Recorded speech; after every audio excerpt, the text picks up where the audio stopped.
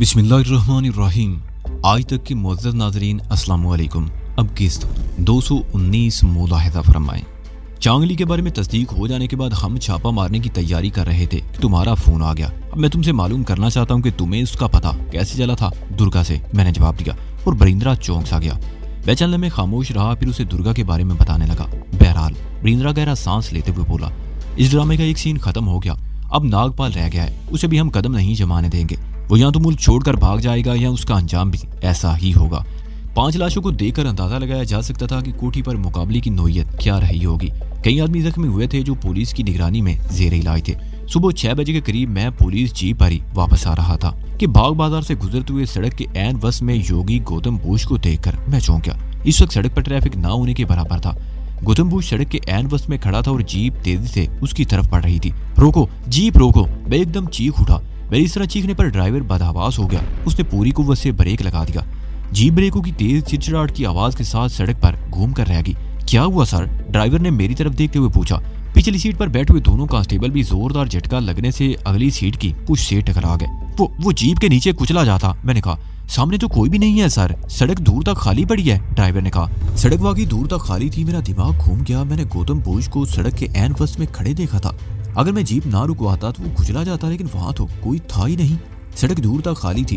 ताम तकरीबन 20 गज आगे एक कुत्ता सड़क पर एक तरफ से दूसरी तरफ टहलता हुआ जा रहा था। वो मैंने अपनी आंखों से देखा था, वो यही था। मैं परेशान नजरों से इधर उधर देखने लगा। आपकी तबीयत तो ठीक है सर? ड्राइवर ने मुझे देखते हुए हमदर्दाना लहजे में कहा। आप भी शायद रात पर जागते रहे हैं, हो सकता है आपको नींद का झोंका आ गया। और अकब सी हारन की तेज आवाज सुनकर ड्राइवर अपनी बात मुकम्मल नहीं कर सका। उसने पीछे मुड़कर देखा, वो दूध की सप्लाई वाला ट्रक था। हमारी जीप सड़क के वस में आड़ी तिरछी खड़ी थी। ड्राइवर ने इंजन स्टार्ट किया और जीप को हरकत में ले आया। मैं रास्ते पर यही सोचता रहा कि अब वाकई में जीप में बैठे बैठे हो गया था और कुछ सपना देख रहा था, लेकिन वो सपना नहीं था। मैंने जागती आंखों से गौतम बुश को जीप के सामने सड़क के वस में खड़े देखा था, लेकिन वो पलक झपकने की देर में कहाँ गायब हो गया था। मेरा जहन बुरी तरह उलझा हुआ था। घर पहुंचा तो मायामती जाग चुकी थी और ड्यूटी पर जाने की तैयारी कर रही थी। उसके साथ मैंने भी चाय का एक कप पिया और उसके जाने के बाद दरवाजा बंद करके अपने कमरे में आकर सो गया। मुझे अंदाजा नहीं था कि मैं कितनी देर सोया होऊंगा कि शोभा ने मुझे झुंझोड़ कर जगा दिया। आंख खुलते मैं बदहवास हो गया। मेरे दिमाग में धमाके हो रहे थे। मैं शोभा के बिस्तर पर था और वो मुझे झुंझोड़ कर अपने आप से अलग करने की कोशिश कर रही थी। उसने मेरे कंधों पर हाथ रखकर धक्का दिया तो मैं बिस्तर पर ढेर हो गया। शोभा उठकर कमरे से बाहर चली गई और अपने जिस्म पर शबे ख्वाबी का लिबास दुरुस्त करते हुए खुशमगीन नजरों से मुझे देखने लगी। मैंने आंखें बंद कर ली और गहरे गहरे सांस लेने लगा। क्या बात है हिम्मत सिंह? शोभा की आवाज मेरी समाज से टकराई तो मैंने आंखें खोल दी। तुम ऐसे तो नहीं थे, क्या हो गया तुम्हें? कुछ नहीं शोभा, मैं अकड़ाया। मुझे नहीं मालूम मैं यहाँ कैसे आया था। मैं तो अपने कमरे में था और शायद तुम्हारी तबीयत ठीक नहीं है। शोभा ने आगे बढ़कर मेरी पेशानी पर हाथ रख दिया। मुझे ना तो बुखार था और ना ही तबीयत खराब थी, लेकिन चंद रोज से मैं अपने आप में अजीब सी कैफियत महसूस कर रहा था और कुछ अजीब से वाकयात मेरे साथ पेश आ रहे थे। पिछले चंद रोज के दौरान में 2-3 मरतबा मैंने नीलगरी का धुंधला सा हेवला देखा था और आज सुबह सड़क पर जीप के ऐन सामने गौतम बुश खड़ा नजर आया था, लेकिन दर हकीकत वहां कुछ नहीं था। मैंने चीख कर जीप रुकवा ली थी और मुझे पुलिस वालों के सामने शर्मिंदा होना पड़ा था और अब मैं शोभा के सामने शर्मिंदा व निदामत से कटा जा रहा था। रात के आखिरी पहर तुम कहीं गए थे, वो कह रही थी। वापस कब आए थे? सुबह 6 बजे, मैंने जवाब दिया। नाश्ता किया था? उसने पूछा। मैंने नफी में सारी लाया तो वो बोली, अब 11 बज रहे हैं, तुम जरा कमरे से निकलो तो मैं कपड़े बदल लूं, फिर नाश्ता तैयार करती हूँ। मुझे अफसोस है शोभा, मैंने बेड से उठते हुए धीमे लहजे में कहा। मेरी समझ में नहीं आ रहा ये सब कुछ कैसे हुआ। मेरी नजरों में तुम्हारे लिए बड़ा एहतराम है, मैं समझ रही हूँ। उसने मुस्कुराने की कोशिश करते हुए मेरी बात काट दी। शायद तुम नींद में उठकर आ गए होगे, कभी कभी ऐसा हो जाता है। मुझे तुम्हारी नींद पर कोई शुबा नहीं। अब तुम बाहर जाओ, मैं कपड़े बदल लूं। चलने में खाली खाली सी नजरों से इधर उधर देखता रहा और फिर बाथरूम में घुस गया। मैं देर तक ठंडे पानी के शावर के नीचे खड़ा रहा, जिससे मेरे दिमाग की तपश किसी हद तक कम हो गई। मैं लॉन्ज में आया तो शोभा किचन में थी। मैं वहीं सोफे पर बैठ गया। मेरा दिन अब भी उलझा हुआ था। मैं सोच रहा था कि कहीं फिर किसी तागूती चक्कर में तो नहीं फंस गया था। ये ख्याल आते ही मेरा हाथ बेइख्तियार अपने गले पर पहुंच गया। बाला मेरे गले में मौजूद थी।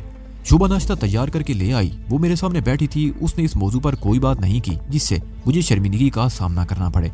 रात को तुम कहाँ गए थे? उसने मेरी तरफ देखते हुए पूछा। हॉस्पिटल, मैंने जवाब दिया।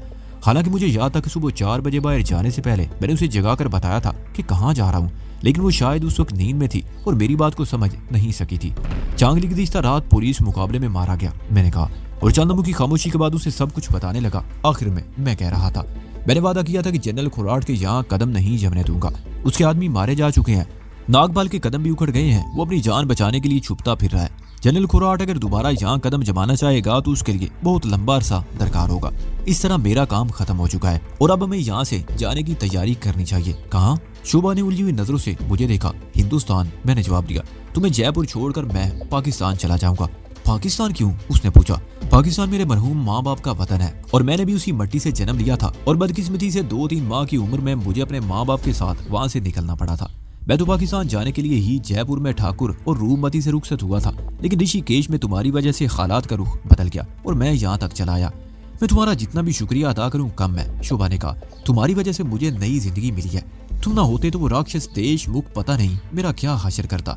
ये बात तो अब पुरानी हो चुकी है, भूल जाओ उसे, मैंने कहा। और जयपुर में अपना कारोबार जमाने में तुम्हें कोई दुश्वारी पेश नहीं आएगी। ठाकुर बानू सिंह और रूपमती वहाँ मौजूद हैं, उनसे तुम्हें हर किस्म की मदद मिल सकती है। लेकिन तुम तो नहीं होगे ना? शोभा ने गहरा सांस लेते हुए कहा। मैंने चौंक कर उसकी तरफ देखा। अभी कुछ देर पहले मुझे अपने बिस्तर पर पाकर वो सीख पा हो गई थी और अब मेरे ना होने के ख्याल से ठंडे सांस भर रही थी। लेकिन मेरे ख्याल में इसमें भी उसकी बदनीति को दखल नहीं था। मेरे होने या ना होने से कोई फर्क नहीं पड़ेगा, मैंने जवाब दिया। मैं तो एक सैलानी आदमी हूँ, मुझे ऐसे शख्स का क्या भरोसा। आज यहाँ कल वहाँ। नाश्ता खत्म हो चुका था। शोभा बर्तन उठाकर किचन में ले गई। मैंने पुलिस हेडक्वार्टर फोन किया लेकिन इंस्पेक्टर ब्रिंद्रा या आजम खान से बात ना हो सकी। वो दोनों रात वाले केस में मसरूफ थे। ड्यूटी ऑफिसर ने बताया कि कुछ और लोगों की गिरफ्तारी के लिए जगह जगह छापे मारे जा रहे हैं। मैं इंस्पेक्टर ब्रिंद्रा और आजम खान को भी इस फैसले से आगाह कर देना चाहता था, लेकिन 3 दिन तक ना तो उससे मुलाकात हुई और ना ही टेलीफोन पर बात। उससे अगले रोज मैं शोभा के साथ महात्मा बुद्ध की तरफ आते हुए रत्ना पार्क में दाखिल हो गया। इस वक्त शाम होने वाली थी। पार्क में बड़ी रौनक थी। हम मुख्तलिफ रास्तों पर टहलते हुए फुआरे के करीब एक बेंच पर बैठ गए। ये जगह हमें इत्तेफाक से खाली मिल गई थी। हमारे आसपास दूसरी बेंचों पर और घास पर और लोग भी बैठे हुए थे। बच्चे एक दूसरे के पीछे दौड़ रहे थे। मैं बहुत से बाद अपने आप को आजाद और खुशगवार माहौल में महसूस कर रहा था। मैं शोभा को इशारे से वो जगह बता रहा था जहाँ रात के वक्त मुझे क्रिस्टल के मुजस्मे के 2 टुकड़े मिले थे और यहीं से एक नई कहानी शुरू हुई थी। शोभा बड़ी दिलचस्पी से मेरी बातें सुन रही थी। नमकीन मूंगफली बेचने वाला एक हाकर आवाज लगाता हुआ हमारे करीब से गुजरा तो मैंने उसे 2 पुड़ियां खरीद ली। अब हम बातों के साथ मूंगफली भी ठोंकते जा रहे थे। कुछ बच्चे हमारे आसपास एक दूसरे के पीछे दौड़ रहे थे। एक बच्चा दौड़ता हुआ शोभा से टकरा गया। उसकी उम्र 5-6 साल के लगभग रही होगी। उसके बाल गोल्डन थे, चेहरे पर बेपनाह मासूमियत थी। वो गैर मामूली तौर पर सेहतमंद बच्चा था। शोभा ने उसे मूंगफली पेश की तो उसने इनकार कर दिया। शोभा ने झुककर उसे प्यार किया और फिर एक झटके से सीधी हो गई। उसके चेहरे के तासरात एकदम बिगड़ गए थे। बच्चे ने एक जोरदार कहका लगाया और दौड़ता हुआ दूसरी तरफ चला गया। क्या हुआ? मैंने सवालिया निगाहों से शोभा को देखा। अजीब बात है, शोभा साड़ी के पल्लू से होंठ पूंछते हुए बोली। बच्चा देखने में तो बहुत साफ सुथरा लग रहा था, लेकिन मैंने इसे प्यार किया तो बड़ी नागवार सी बू मेरे नथनों से टकराई, जैसे गलादत के ढेर से उठने वाला शदीद ताफुन। हो सकता है इसे पायरिया हो, मैंने कहा। दांतों की ये बीमारी बहुत खौफनाक होती है। मुंह से इस कदर शदीद और नागवार बू आती है कि कोई शख्स करीब खड़ा भी नहीं हो सकता। अभी तो इसके दूध के दांत है, शोभा बोली। इतने छोटे बच्चे को पायरिया जैसी बीमारी कैसे हो सकती है? हो सकता है कोई और बात हो। मैंने ये कहते हुए इधर उधर देखा लेकिन वो बच्चा कहीं नजर नहीं आया। इस तरह बात आई गई हो गई। शाम हो चुकी थी। पार्क में जा बजा बरकी बल्ब रोशन थे। बहुत से लोग पार्क से उठकर जा रहे थे। हमारे आसपास की बेंचें खाली हो चुकी थी। अगरचे शोभा ने मुझे भी चलने को कहा, लेकिन मैं खुली और खुशगवार फजा में कुछ देर और बैठना चाहता था। अचानक वही बच्चा किसी तरफ से नमूदार हुआ। वो अकेला ही था। वो मेरे सामने आकर रुक गया। मैंने इधर उधर देखा, कुर्बो जवार में कोई और नजर नहीं आ रहा था। मेरा ख्याल था कि ये बच्चा अपने वालिदैन से बिछड़ गया था। मैंने उसे इशारे से करीब बुला लिया।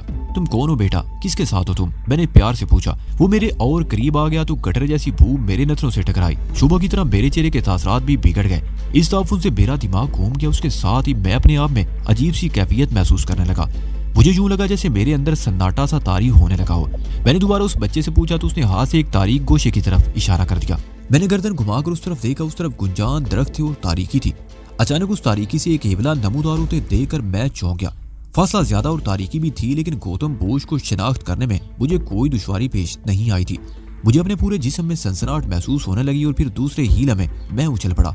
मेरे सामने खड़े हुए बच्चे ने झपटा मारकर मेरे गले में पड़ी हुई नीलगरी की माला नोच ली और एक तरफ दौड़ लगा दी। एक लम्हे को तो मुझे समझ में नहीं आ सका कि क्या हुआ है, लेकिन दूसरे ही लम्हे मेरे दिमाग में धमाका सा हुआ और किसी अंधे की कुव्वत ने मुझे पकड़कर उछाल दिया। मैं उस बच्चे के पीछे दौड़ रहा था। पार्क में मौजूद लोग हैरत से मुझे देख रहे थे। उस बच्चे का रुख उसी तारीख कुंज की तरफ था जहाँ मैंने गौतम बुश का हेवला देखा था। बच्चे की उम्र अगरचे 5-6 साल थी, लेकिन वो चीते की तेज रफ्तारी से दौड़ रहा था और फिर देखते ही देखते उसकी हुइयत बदल गई। मैं किसी इंसान के बच्चे का नहीं, एक कुत्ते का पीछा कर रहा था। नीलगिरी की माला उसने दांतों में दबोच रखी थी। मेरी सारी कुव्वत जैसे टांगों में समट आई। मेरे और कुत्ते के दरमियान फासला बतदरीज कम होता जा रहा था और फिर अचानक वो इस तरह गिरा जैसे सामने किसी दीवार से टकरा गया हो। वो बुरी तरह च्याऊं च्याऊं कर रहा था। माला उसके मुंह से गिर गई। मैंने सबसे पहले माला उठाकर गले में डाली और फिर उस कुत्ते को ठोकरें मारने लगा। कुत्ते की हुइयत एक बार फिर बदलने लगी। वो कुत्ता नहीं, योगी धीराज था, जिसके बदन पर सिर्फ लंगोट बंधा हुआ था। एक और ठोकर मारते हुए मैंने तारीख कुंज की तरफ देखा। गौतम बुश का हेवला गायब हो चुका था और अब उस कुंज के सामने नीलगिरी का हेवला खड़ा था। उसके होंठों पर खफीफ सी मुस्कुराहट थी। मैंने मुड़कर देखा तो योगी धीराज भी गायब हो चुका था। मैंने गले में पड़ी हुई माला को छूकर महसूस किया और वापस चल पड़ा। अभी चंद कदम ही चला था कि एक अधेड़ उम्र आदमी ने मुझे रोक लिया। क्या बात है मिस्टर? वो मेरी तरफ देखते हुए बोला। तुम पागलों की तरह चीखते हुए उस तरफ क्यों भागे थे? वो बच्चा मेरी माला छीन कर भाग गया था, मैंने जवाब दिया। बच्चा? उस शख्स के लहजे में हैरत थी। मैंने तो उस तरफ किसी को नहीं देखा। तुम अकेले ही भाग रहे थे, शायद हवा के पीछे। नहीं, बच्चा था, वो कुत्ता था, मैंने कहा। तुम्हारी तबीयत तो ठीक है मिस्टर? उस शख्स के लहजे में तशवीश नुमाया थी। उस तरफ ना तो कोई बच्चा था और ना ही कुत्ता और ना ही कोई और आदमी नजर आया जिससे हम समझते कि तुम किसी से रेस लगा रहे हो। मैं बुरी तरह बौखला गया। 2-3 आदमी और भी वहां आ गए और हर शख्स यही पूछ रहा था कि मैं पकड़ो का शोर मचाता हुआ क्यों भागा था। बात मेरी समझ में आ गई थी। वो बच्चा या कुत्ता किसी को नजर नहीं आया था और जाहिर है किसी ने पंडित धीराज को भी नहीं देखा होगा। दरख्तों में गौतम बुश या नीलगिरी के हेवलों के तो देखे जाने का सवाल ही पैदा नहीं होता था। मैं उन लोगों से पीछा छुड़ाने की सोच रहा था कि शोभा भी वहां आ गई। उसने सूरत-ए-हाल का अंदाजा लगा लिया। वो मुझे बाजू से पकड़कर एक तरफ ले जाने लगी तो एक आदमी ने शोभा को मशवरा दिया कि मेरा ज़हनी तवाज़ुन शायद दुरुस्त नहीं, बेहतर होगा कि मुझे किसी अच्छे मुआलिज को दिखा दिया जाए। मैंने लोगों की बातें बर्दाश्त कर ली थी। जाहिर है इसमें उनका कोई कसूर नहीं था। उनमें से किसी ने कुछ नहीं देखा था। अगर उस बच्चे को या कुत्ते को देख लेते तो शायद उनका बयान कुछ और होता। अब तो वो मुझसे इज़हार हमदर्दी कर रहे थे। शोभा मुझे बाजू से पकड़े पार्क से बाहर ले आई। गेट से निकलकर चंद कदम चलने के बाद हमें एक टैक्सी मिल गई जिसमें बैठकर हम घर आ गए। उस बच्चे पर मुझे उसी वक्त शुबा हुआ था जब मैंने उसे ताफुन उठता हुआ महसूस हुआ था। शोभा ने लाउंज में दाखिल होकर सोफे पर गिरते हुए कहा। चेहरे पर कितनी मासूमियत थी, लेकिन कितना खबीस निकला। और क्या देखा तुमने? मैंने उलझी हुई नजरों से उसकी तरफ देखा। और क्या देखना बाकी रह गया था? वो बोली। वो तुम्हारी माला छीन कर भागा था और फिर किसी चीज से ठोकर खाकर गिर गया था। वैसे मुझे हैरत हुई थी कि वो किस कदर तेजी से भाग रहा था। उसका ताल्लुक यकीनन उचक्कों और जेब कतरों के गुर्गों से है। ऐसे लोगों को तो बचपन ही से ट्रेनिंग दी जाती है। बड़ा होकर ये बच्चा बहुत मुंजा हुआ मुजरिम बनेगा। मेरे मुंह से गहरा सांस निकल गया। शोभा ने उस बच्चे को ही देखा था। उससे आगे वो कुछ नहीं देख सकी थी और मैं भी उसे कुछ बताकर खौफजदा नहीं करना चाहता था। तकरीबन आधे घंटे बाद मायावती भी पहुंच गई। उसने कपड़े बदलकर सबसे पहले चाय बनाई। चाय पीते हुए सिम्बा के बारे में बताने लगी। उसके हाथों और पैरों के जख्म अब बेहतर होने लगे थे। उसने ये भी बताया कि सिम्बा मुझसे मिलना चाहता है। मेरी वो रात बड़ी बेचैनी में गुजरी। मैं बार बार पार्क में पेश आने वाले उस वाक़े के बारे में सोच रहा था। सुबह मैंने गौतम बुश को जीप के सामने देखा था और अब पार्क में उसका हेवला नजर आया था, जबकि उसने अपनी किसी शक्ति के जरिए मुझे नीलगिरी की माला से महरूम करने की कोशिश की थी, लेकिन नीलगिरी ही ने उसकी इस कोशिश में नाकाम बना दिया था। बेदर पे इन पुरस्कार वाकयात के पेश आने से मुझे ये अंदाजा लगाने में दुश्वारी पेश नहीं आई कि कोई बहुत ही गैर मामूली वाकया रूनमा होने वाला है और मैं भी उससे अपना दामन नहीं बचा सकूंगा। मैं ये भी समझ गया था कि गौतम बुश काठमांडू में मौजूद है और वो हर कीमत पर ये माला मुझसे हासिल करना चाहता है। और फिर उसी रात मेरे लिए वो ख्वाब भी बड़ा अजीब साबित हुआ। मैं हिमालय की तराइयों में भटक रहा था। मेरे साथ शोभा भी थी, शीर भाभी और धनु भी। हम गौतम बुश और पंडित धीराज का पीछा कर रहे थे। वो दोनों हमें कभी हिमालय की बुलंद तरीन चोटियों पर नजर आते और कभी अमीर तरीन गहराइयों में। एक मौके पर मैंने गौतम बुश को एक गार में घेर लिया। वो गार बहुत तारीक था और जमीन की अमीर तरीन गहराइयों तक चला गया था। गंभीर तारीकी में अगरचे हाथ को हाथ सुझाई नहीं देता था, लेकिन गौतम बुश मुझे साफ नजर आ रहा था। वो जहाँ भी छुपता मुझे साफ नजर आ जाता। वो भागता फिर रहा था। उसे कहीं पनाह नहीं मिल रही थी। मैं साई की तरह उसके पीछे लगा हुआ था और फिर किसी नादीदा कुव्वत ने मेरा रास्ता रोक लिया। मैं पीछे हटने लगा। सूरत-ए-हाल बदल गई थी। गौतम बुश पूरी कुव्वत के साथ मुझ पर हमलावर हुआ था और मैं उससे बचने के लिए मुसलसल पिसपाई इख्तियार कर रहा था। मैं एक चट्टान पर चढ़ता चला गया। अचानक ही किसी तरफ से चंद खूनख्वार भेड़िए नमूदार हुए। वो मेरी तरफ लपक रहे थे। मेरे और भेड़ियों के दरमियान फासला कम हो रहा था। वो नुकीले दांत निकाले मेरी चीर फाड़ करने के लिए मुसलसल आगे बढ़ रहे थे। मैं उल्टे कदमों पीछे हट रहा था और मेरे पैरों तले से जमीन निकल गई। मैं तारीख खला में कलाबाजियां खाता हुआ नीचे गिर रहा था। अपनी चीखों की बाज़ मुझे चारों तरफ से सुनाई दे रही थी। मेरी चीखों में शैतानी कैकों की आवाजें शामिल थी। मैं गौतम बुश को पहाड़ की चोटी पर खड़े देख रहा था। वो मेरी बेबसी पर कैके लगा रहा था। अचानक मुझे एक झटका सा लगा, किसी नादीदा कुव्वत ने मुझे गिरने से रोक लिया। मैं अपने पैरों पर खड़ा हो गया। मेरी चारों तरफ तारीख खला थी, ऊपर भी और नीचे भी, लेकिन मुझे लग रहा था जैसे मैं पुख्ता फर्श पर खड़ा हूँ। मैंने गर्दन उठाकर ऊपर देखा, गौतम भूष अब भी पहाड़ की चोटी पर मौजूद था। उसके चेहरे पर तशवीश उभर आई। वो चंद लम्हे मेरी तरफ देखता रहा, फिर एक बहुत बड़े पत्थर को धकेल कर गायब हो गया। चट्टानुमा वो पत्थर बड़ी तेजी से मेरी तरफ आ रहा था। फासला बहुत कम रह गया। पत्थर की जद में आने से बचने के लिए मैंने एक तरफ छलांग लगा दी। मैं लड़खड़ाकर गिरा और अपनी कनाओं की आवाज सुनकर मेरी आंख खुल गई। मैं परेशान नजरों से इधर उधर देखने लगा। काफी देर तक तो मेरी समझ में नहीं आ सका कि मैं कहाँ हूँ। फिर रफ्ता रफ्ता आवाज बहाल होने लगे। मैं अपने कमरे में था और तख्त से गिरकर पुख्ता फर्श पर पड़ा हुआ था। गिरने से मेरे कंधे पर चोट लगी थी, जिसमें तकलीफ हो रही थी। मेरा जिस्म पसीने में तर था। मैं जमीन से उठकर तख्त पर बैठ गया। कमरे में नीलगो रोशनी का बल्ब चल रहा था। इस मदम सी रोशनी में भी दीवार पर लगी हुई घड़ी साफ नजर आ रही थी। इस वक्त सुबह के 5 बजने वाले थे। कमरे की खिड़की भी खुली हुई थी, लेकिन बाहर की फजा में अभी तक तारीकी थी। मेरा हाल खुश्क था। मैं कमरे से बाहर आ गया, फ्रिज में से बोतल निकालकर ठंडा पानी पिया और अपने कमरे में आ गया। मैं बिस्तर पर नींद दराज होकर देर तक सोचता रहा कि इस ख्वाब का मतलब क्या हो सकता है। ये बात तो बहरहाल तय थी कि गौतम भूष और पंडित धीराज खटमंडू में मौजूद थे और गौतम भूष हर कीमत पर मुझसे नीलगिरी की माला हासिल करना चाहता था। इस माला की वजह से मेरी और गौतम भूष की दुश्मनी शुरू हो चुकी थी और नीलगिरी ने शुरू ही में यह बात मुझ पर वाजे कर दी थी। क्योंकि मैंने भी अपना जा पूरा नहीं किया, इसलिए वो खुलकर मेरी मदद नहीं कर सकेगी। ताहम वो मेरी मदद कर रही थी और उसी ने यह माला भी गालबन मुझे इसलिए दी थी कि मैं गौतम भूष के मंत्र से महफूज रहूं। नीलगिरी ने मुझसे कहा था कि गौतम भूष भी दूसरे हजारों लोगों की तरह उसे हासिल करने के लिए मुख्तलिफ जाप कर रहा है, लेकिन नीयत की खोट की वजह से वो अभी मंजिल से बहुत दूर है, जबकि मैं मंजिल के करीब पहुंचने वाला था। क्योंकि मेरी नीयत में कोई खोट नहीं था। मैं कोई शक्ति अपने जाती मफाद के लिए नहीं, दूसरों की भलाई के लिए हासिल करना चाहता हूँ। नीलगिरी ने नायत वादे अल्फाज में कह दिया था, अगर वो गौतम भूष जैसे बदनीयत आदमी के कब्जे में चली गई तो वो दुनिया में तबाही फैला देगा। और इसलिए उसने मुझे मशवरा दिया था कि मैं अपनी रियाजत मुकम्मल करूँ ताकि वो मेरे कब्जे में आ जाए। मेरी हिफाजत के लिए उसने मुझे अपनी माला भी दे दी थी। मैं अगरचे बाकायदा रियाजत नहीं कर रहा था, लेकिन उसके बावजूद गौतम भूष मुझे अपने रास्ते की सबसे बड़ी रुकावट और अपने लिए खतरा समझ रहा था। शायद वो भी जानता था कि मैं उससे पहले मंजिल पर पहुंच जाऊंगा, इसलिए वो मुझे अपने रास्ते से हटाना चाहता था। लेकिन नीलगिरी की माला मेरे पास होने की वजह से उसका कोई वार मुझ पर कारगर नहीं हो सकता था। इसलिए वो सबसे पहले मुझे इस माला से महरूम करना चाहता था और उसके लिए मुख्तलिफ हथकंडे इस्तेमाल कर रहा था। पंडित धीराज उसका चेला था और मैं जान गया था कि उसके लिए पंडित धीराज की हैसियत पालतू कुत्ते से ज्यादा नहीं थी। मैं जी मुश्किल में फंस गया था। मैंने योगा की मशक अपने आप को तंदुरुस्त और चाको चौबंद रखने के लिए शुरू की थी और योगी गौतम भूष ने मुझे शक्तियों के चक्कर में डाल दिया था। मैं इन मामलात में नहीं पढ़ना चाहता था, लेकिन गैर इरादी और लाशऊरी तौर पर मेरे कदम इस रास्ते पर उठते चले गए थे और अब मैं शायद इतना आगे निकल चुका था कि वापसी नामुमकिन नहीं तो मुश्किल जरूर होगी। इन पंडितों और योगियों को मैं अच्छी तरह समझ चुका था। जयपुर में इनसे वास्ता पड़ चुका था। ये लोग आसानी से किसी का पीछा नहीं छोड़ते थे। मैं जान गया था कि अब अगर चाहूं भी तो आसानी से इस तागूती चक्कर से नहीं निकल सकूंगा। अपने आप को बचाने का सिर्फ एक तरीका था कि मैं वो माला नीलगिरी को लौटा दूं या गौतम भूष के हवाले कर दूं। लेकिन मैं इस हकीकत से भी वाकिफ था कि गौतम भूष उसके बाद भी मुझे जिंदा नहीं छोड़ेगा। ये पंडित किस्म के लोग अपने दुश्मन को कभी जिंदा नहीं रखते। दिन का मदम सा उजाला फैल रहा था। मैं बिस्तर से उठकर खिड़की के सामने आ गया। खिड़की के दोनों पट खोल दिए और ताज़ा हवा में गहरे सांस लेने लगा। बायामती की उस रोज छुट्टी थी, इसलिए वो भी देर तक सोई रही। मैंने उसे जगाना मुनासिब नहीं समझा और 8 बजे के करीब अपने लिए चाय बनाकर बरामदे में आकर बैठ गया। मैंने भी चाय खत्म नहीं की थी कि फोन की घंटी बजने लगी। मैं उठकर लाउंज में आ गया और फोन का रिसीवर उठा लिया। वो इंस्पेक्टर बरिंद्रा की कॉल थी। क्या तुम हेडक्वार्टर आ सकते हो? उसने मेरी आवाज सुनकर कहा। खैरियत? मैंने दरियाफ्त किया। यहाँ आ जाओ, इत्मीनान से बात करेंगे। उसने मजीद कुछ कहे बगैर रिसीवर रख दिया। मैंने फोन बंद कर दिया और शोभा के कमरे में जाकर उसे जगा दिया और उसे बताया कि बरिंद्रा ने मुझे हेडक्वार्टर बुलाया है। शोभा फौरन ही उठकर कमरे से बाहर आ गई। मैं अपने कमरे में आकर बाथरूम में घुस गया। 15-20 मिनट बाद तैयार होकर बाहर निकला तो शोभा नाश्ता तैयार कर रही थी। नाश्ता करने के बाद मैं घर से निकला तो 9:30 बज रहे थे। काफी दूर तक पैदल चलने के बाद टैक्सी मिली। इस तरह जब मैं हेडक्वार्टर पहुंचा तो 10:15 बज रहे थे। बरिंद्रा अपने दफ्तर में मौजूद था। मुझे देखते ही वो उठ गया और हम दफ्तर से निकलकर एक और कमरे में आ गए। कमरे में कदम रखते ही बैठी टक्कर रुक गया। तनु एक बेंच पर दीवार के साथ टेक लगाए बैठी थी।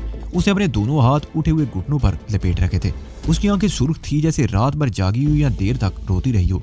मुझे देखकर वो एक झटके से उठ गई और दौड़कर मुझसे लिपट कर दाढ़े मार मार कर रोने लगी।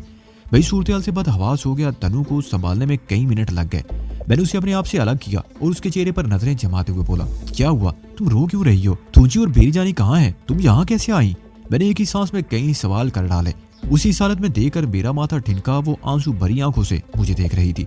उसने कुछ कहना चाहा लेकिन होंठ थे कि फड़फड़ा कर रह गए। उसके माँ बाप को कत्ल कर दिया गया है। उन दोनों की लाशें हॉस्पिटल के मुर्दा खाने में पड़ी हैं। इंस्पेक्टर बरिंद्रा की आवाज़ सुनकर मैं उछल पड़ा। मेरे दिमाग में धमाके होने लगे। मैंने धनु की तरफ देखा, एक बार फिर उस पर सवालात की बौछार कर डाली, लेकिन वो कोई जवाब ना दे सकी। मैं बरिंद्रा की तरफ घूम गया। आज सुबह 7 बजे के करीब कि अपने माँ बाप की लाशों को कश्ती में डालकर इबादत गाह से 5 मील दूर हाईवे पर वाक़े बस्ती के घाट पर पहुंची थी, बरिंद्रा कह रहा था। लोगों ने पुलिस चौकी पर इतला दे दी। उस बस्ती की पुलिस चौकी का अमला सिर्फ 6 एहलकारों पर मुश्तमिल है। लाशों को जीप में डालकर शहर के हॉस्पिटल पहुंचा दिया गया और हेडक्वार्टर रिपोर्ट दे दी गई। मैं 9 बजे के करीब दफ्तर आया तो उसे यहाँ देखकर ठिठक गया। मेरा ख्याल था कि ये अपने बाप के साथ आई होगी, लेकिन एक सब इंस्पेक्टर ने मुझे वाक़े से आगाह किया तो मैं भी परेशान हो गया। ये मुसलसल रो रही है, अभी तक कुछ नहीं बता सकी। मैंने तुम्हें इसलिए बुलाया कि तुम इबादत गाह में इनके पास रह चुके हो और ये तुमसे मानूस भी है। ठीक है, मैंने कहा। मेरा ख्याल इसने अभी तक कुछ खाया पिया भी नहीं होगा। चाय और नाश्ता दिया था लेकिन इसने कुछ नहीं लिया। बरिंद्रा ने कहा, तुम चाय वगैरह भिजवा दो, मैं मालूम करता हूँ। मैंने कहा। मैं बरिंद्रा के कमरे से चला गया। धनु अभी तक मुझसे लिपटी हुई थी। मैंने उसका शाना थपथपाया और उसे अपने से अलग करके एक कुर्सी पर बिठा दिया और खुद भी दूसरी कुर्सी घसीट कर उसके सामने बैठ गया। धनु मुसलसल रो रही थी। उसके आंसू थे कि थमने में नहीं आ रहे थे। थोड़ी देर बाद एक कांस्टेबल ट्रे उठाए कमरे में दाखिल हुआ। उसमें चाय के 2 कप और डबल रोटी के अलावा पानी का गिलास भी रखा हुआ था।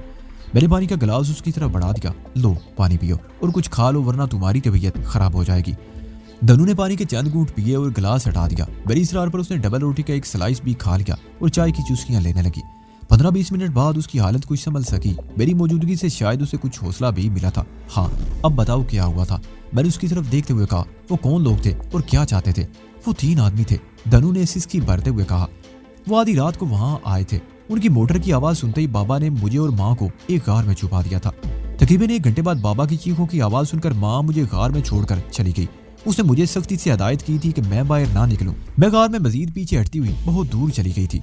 वहां मुझे कोई आवाज भी सुनाई नहीं दे रही थी। मैं रात भर गार में छुपी रही और जब बाहर निकली तो दिन की रोशनी फैलने लगी थी। घर का सारा सामान बिखरा हुआ था। माँ की बरहना लाश इबादत गाह के बरामदे में पड़ी हुई थी। उसका शरीर जख्मों से चूर था। बाबा की लाश इबादत गाह के अंदरूनी हिस्से में बुद्धा के बड़े मुजस्मे के सामने पड़ी थी। उसका शरीर भी जख्मों से चूर था और शाहरा कटी हुई थी। वो चंद लम्हों को खामोश हुई और फिर फूट फूट कर रोने लगी। मैं उसकी कैफियत को समझ रहा था। ऐसे संगीन लम्हात मुझ पर भी गुजर चुके थे जब मेरे माँ बाप को मेरी आंखों के सामने मौत के खाट उतारा गया था। धनु भी ऐसी सूरत से 2-4 थी। वो रोते हुए बता रही थी कि कातिल वहां से जा चुके थे। अगर उस वक्त तक मौजूद होते तो उसे भी जिंदा ना छोड़ते। धनु ने बड़ी हिम्मत से काम लिया था कि अपने माँ बाप की लाशों को कश्ती में डालकर बस्ती तक ले आई थी और इस तरह वो भी पुलिस हेडक्वार्टर तक पहुंच गई थी। मैंने इंस्पेक्टर बरिंद्रा को बुलाकर उसे सूरत से आगाह कर दिया। बुंदेलखंड की वो इबादत गाह शहर के एक थाने की हुदूद में थी। धनु के बयान के बाद पुलिस ने अपनी इब्तदाई कार्रवाई मुकम्मल करके एक तफ्तीशी टीम भी तश्कील दे दी थी। ये अब वापस इबादत गाह तो नहीं जा सकती, बरिंद्रा ने कहा। तुम इसे अपने साथ ले जाओ। शुभा और माया से इसे कुछ हौसला मिलेगा और इसका ध्यान बढ़ जाएगा। और इसके माँ बाप की लाशों का क्या होगा? मैंने पूछा। लाशों की हालत बहुत खराब है, उसे दोबारा वहां ले जाना मुनासिब नहीं है, बरिंद्रा ने कहा। किसी फलाई इदारे के जरिए उनकी आखिरी रसूमात का बंदोबस्त कर दिया जाएगा। जब मैं धनु के साथ घर वापस पहुंचा तो दोपहर हो चुकी थी। मेरे साथ एक अजनबी लड़की को देखकर शोभा और मायावती की आंखों में उलझन तैर गई। उनकी वहशत की एक वजह यह भी थी कि धनु के जिस्म पर लिपटी हुई चादर पर खून के धब्बे लगे हुए थे। मैंने धनु के बारे में बताया तो वो दोनों और भी परेशान हो गई। बहरहाल उन दोनों ने धनु को संभाल लिया। मैं धनु को उनके हवाले करके अपने कमरे में आ गया और बिस्तर पर लेटते ही मेरी आंखें बंद हो गई। मैं तकरीबन रात भर जागता रहा था और नींद पर काबू पाना मेरे तो क्या किसी के भी बस में नहीं था। 2 घंटों बाद शोभा ने मुझे जगा दिया। खाना तैयार हो चुका था। मैं अपने कमरे से निकला तो धनु को देखकर उछल पड़ा। शोभा ने उसे नहला धुलाकर अपना लिबास पहना दिया था। हल्के नीले रंग की साड़ी में वो वाकई क़यामत लग रही थी। मायावती भी बुद्धा की पैरोकार थी। वो धनु की जबान भी पूरी तरह समझती थी, इसलिए उसे संभालने में ज्यादा दुश्वारी पेश नहीं आई थी। बहरहाल इस वक्त भी उसे थोड़ा बहुत खाना जबरदस्ती ही खिलाया गया था। मैं धनु से पूछता रहा कि वो कौन लोग थे, लेकिन वो इससे ज्यादा कुछ ना बता सकी कि उनकी तादाद 3 थी। उनके कहने के मुताबिक आधी रात के वक्त थूंची ने उन्हें झुंझोड़ कर चका दिया था। इस वक्त वो जीप टीले के करीब आ रुकी थी। उसमें 3 आदमी बैठे हुए थे। थूंची उन दोनों की इबादत गाह के अकब में गार में ले गया और उन्हें बहुत अंदर चले जाने को कहा ताकि हम अजनबियों की नजरों में ना आ सके। 1 घंटे बाद थूंची की चीखें सुनाई दी तो बेर जानी उसे मजीद गार के अंदर धकेलती हुई बाहर चली गई। धनु डर के मारे गार के बहुत अंदर तक चली गई। वो रात भर वहां दुबकी रही। वो इस खौफ से बाहर नहीं निकली थी कि चंद रोज पहले आने वाले अजनबियों के हाथों अपनी माँ का अशर वो देख चुकी थी। सुबह होने पर जब वो गार से निकली तो अपने माँ बाप की लाशें देखकर चीख उठी। वो देर तक उन लाशों से लिपटी रोती रही, लेकिन उस वीरानों में उसे तसल्ली देने वाला कोई नहीं था। उसने अपने आप पर काबू पाकर बड़ी हिम्मत से काम लिया और लाशों को कश्ती में डालकर बस्ती के घाट पर ले आई। तुमने उस बस्ती में किसी को या यहाँ पुलिस वालों को उस बुद्धा के मुजस्मे के अंदर खुफिया रास्ते के बारे में तो नहीं बताया? मैंने पूछा। नहीं, उसने नफी में सारी लाया। मैंने किसी को नहीं बताया, सिर्फ तुमसे बात की थी और बेहतर होगा कि इस सिलसिले में खामोश ही रहना। मैंने उसके चेहरे पर नजरें जमाते हुए कहा, वो एक ऐसा राज है जिसकी हिफाजत के लिए तुम्हारे बाप ने जान दे दी। तुम्हारी जान भी जा सकती है, इसलिए इस सिलसिले में अपनी जबान बंदी रखना। तनु ने इस बात में सारी हिला दिया। दोपहर के करीब इंस्पेक्टर बरिंद्रा ने इतला दी कि तनु के वालिदैन की लाशें एक फलाही इदारे के हवाले की जा चुकी हैं। सूरज गुरूब होने से पहले आखिरी रसूमात अदा होंगी। तनु अगर चाहे तो उनमें शरीक हो सकती है। मैंने तनु को बताया तो वो फौरन ही तैयार होगी। मैं वक्त मुकर्रर पर उसे बताई हुई जगह पर ले गया। शहर से बाहर वो बुद्धा के पैरोकारों का शमशान घाट था। 3 बख्शों के अलावा वहाँ चंद आदमी और थे। तनु अपने माँ बाप के चेहरे देखकर फूट फूट कर रोने लगी। मैं बड़ी मुश्किल से उसे संभाले हुए था। दोनों चिताओं को आग दिखाने के बाद एक बख्शू ने मुझे इशारा किया और मैं धनु को लेकर वापस आ गया। शमशान घाट शहर से काफी दूर था। शहर की आखिरी आबादी और शमशान घाट के दरमियान एक पथरीला मैदान था जहाँ झाड़ियां भी बकसरत थी। इस वक्त सूरज गुरूब हो चुका था और अंधेरा फैलता जा रहा था। ताम सामने बहुत दूर शहर की इमारतों की रोशनियां दिखाई दे रही थी। हम उस मैदान के वश में थे कि अचानक ही तेज हवा चलने लगी। तनु ने मेरा हाथ पकड़ लिया। हवा की तेजी बढ़ती जा रही थी। आगे चलने में खासी दुश्वारी पेश आ रही थी। हवा में पीछे धकेल रही थी। गर्दो गुबार उड़कर फजा में फैल रहा था। तारीकी एकदम गहरी हो गई। शहर की रोशनी अभी अब दिखाई नहीं दे रही थी। सामने से एक बगोला बड़ी तेजी से हमारी तरफ आ रहा था। तारीकी के बावजूद उस बगोले की चकराती हुई धूल साफ नजर आ रही थी। लगता था गर्दो गुबार का मीनार आसमान की बुलंदियों तक चला गया हो। मैं उस बगोले की जद से बचना चाहता था, लेकिन तनु का पैर झाड़ियों में उलझ गया। वो लड़खड़ा कर गिरी। उसका हाथ भी मेरे हाथ से छूट गया। इस वक्त हम बगोले की जद में आ गए। मैंने तनु का हाथ पकड़ना चाहा, लेकिन हवा उसे धकेलती हुई दूर ले गई। मैं उसके पीछे लपका, लेकिन बगोले ने उसे ऊपर उठा दिया। तनु बुरी तरह चीख रही थी। मैं उसके पीछे लपका, लेकिन तेज बगोला उसे बड़ी तेजी से ऊपर उठाता चला गया। उस बगोले के ऐन बीच में फिरकी की तरह चकराते हुए चीख रही थी। उस तेज हवा में एक शैतानी कहके की आवाज सुनकर मैं एक झटके से रुक गया। कहके की आवाज उस बगोले के अंदर से आ रही थी। मैंने सर उठाकर देखा, बगोले के ऊपर बहुत बुलंदी पर गौतम बूझ का एवला दिखाई दे रहा था। वो शायद मेरी बेबसी पर कहके लगा रहा था। एक लम्हा, सिर्फ एक लम्हा गुजरा और मेरी नजरें उस बगोले पर मरकूज हो गई। और फिर वो बगोला गर्दश करता हुआ एक ही जगह पर रुक गया। उसके अंदर धनु बदस्तूर फिरकी की तरह घूम रही थी। मैंने अपनी नजरें बगोले पर मरकूज रखी। धनु आहिस्ता आहिस्ता नीचे आते हुए जमीन पर टिक गई। मैंने ऊपर से देखा, गौतम बूझ का एवला फजा में तहलील हो गया और बगोला भी बदतदरीज मुंतशिर होता चला गया। धनु जमीन पर पड़ी चीख रही थी। मैंने दौड़कर उसका बाजू पकड़ा और आबादी की तरफ दौड़ लगा दी। धनु ने साड़ी पहन रखी थी, जिससे उसे दौड़ने में खासी दुश्वारी पेश आ रही थी।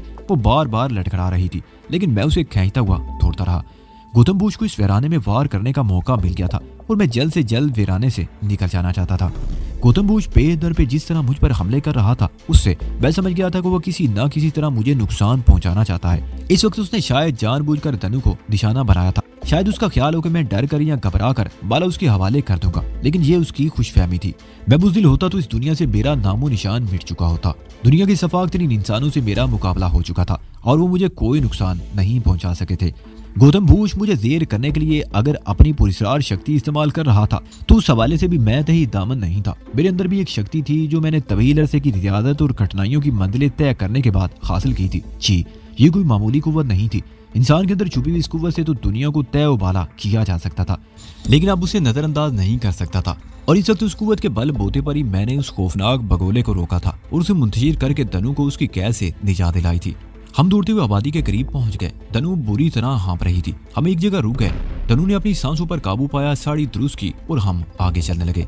वो इस कदर खौफजदा थी कि उसने अब भी मेरा हाथ मजबूती से पकड़ रखा था। आबादी में कोई बात मामूल के खिलाफ नहीं थी और मैं अच्छी तरह जानता था कि उस तरफ ना तो आंधी आई थी और ना ही बगोले उठे थे। वो तो गौतम बूझ की हरकत थी।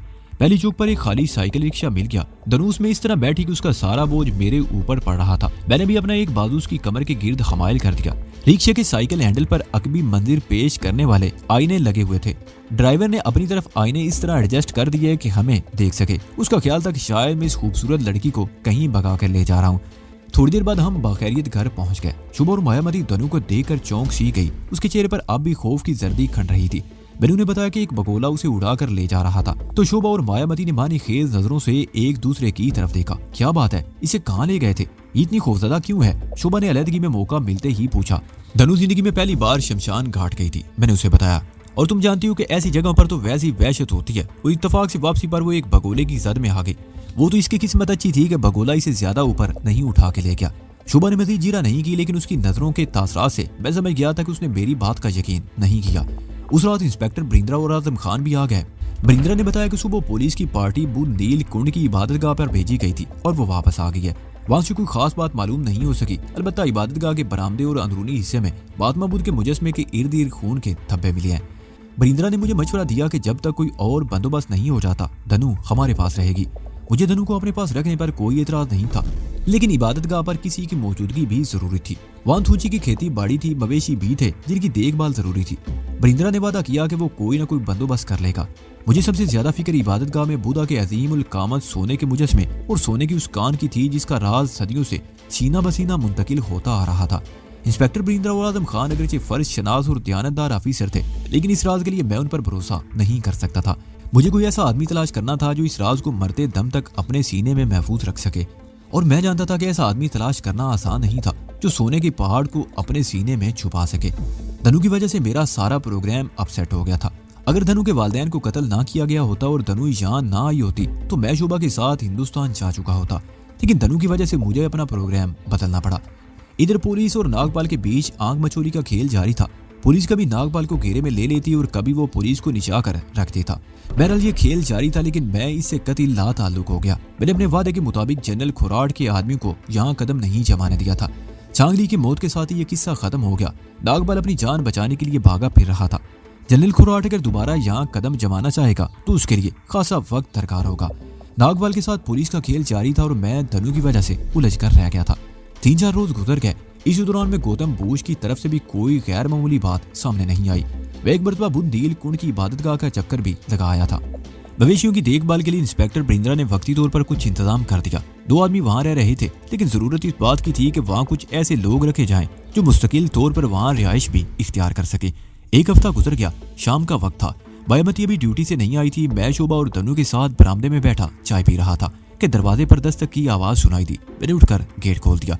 वो एक अधेड़ उम्र बुद्ध बख्शू था। एक अधेड़ उम्र औरत, एक 9 उम्र लड़की और एक लड़का था जिसकी उम्र 9-10 साल से ज्यादा नहीं थी। उनके चेहरों से थकन जाहिर थी। लगता था वो कोई लंबा सफर करके आए थे।